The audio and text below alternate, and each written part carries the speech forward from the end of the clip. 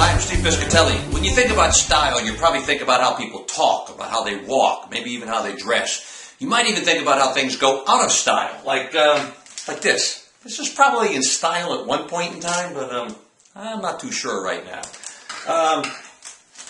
You can also think about something like this. I'm not sure what I was thinking about, but I don't know if that's in style anymore. And the idea of, do you think dancing flamingos ever go out of style? Well, it's possible. But you know one thing that does not go out of style? That's your learning style, and that's what I want to talk about today.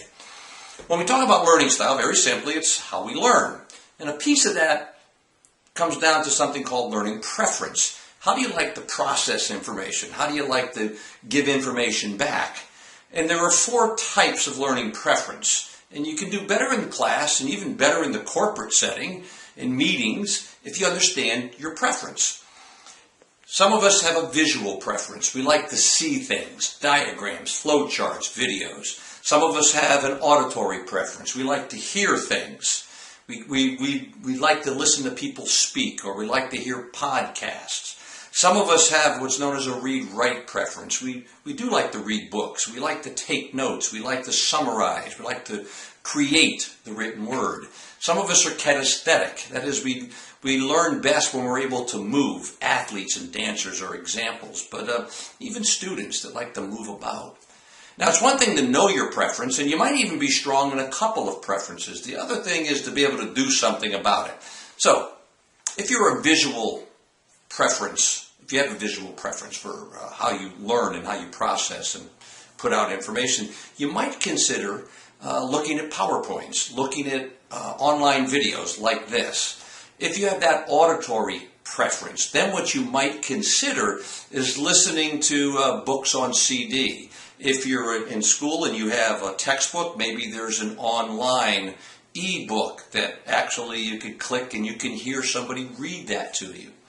If you're a read-write person, take advantage of all the features of a textbook chapter. Read the summaries, the introductions, the bold-faced terms. Take notes in meetings. And if you're a kinesthetic person, you're going to learn best probably by moving about, maybe getting up to go to the board to do some work, participating in a role play, or if you're asked by somebody who's doing a meeting for volunteers, maybe you're one of the volunteers. The idea is to find what your preference is and then play to that strength. Now, for teachers and corporate trainers, think about it from the other side.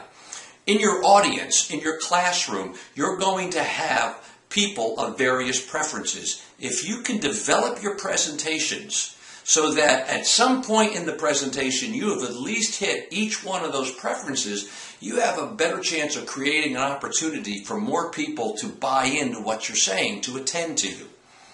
So once again, remember, there's a visual preference and auditory preference.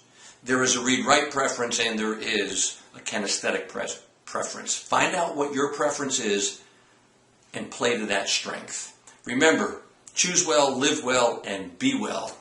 I hope you learn lots in the class. I hope you do well in your corporate setting, in your business setting. I'm going to leave you with a little flamingo shot here. Sometimes he dances, sometimes he doesn't. Let's see if he's going to dance. Bye-bye.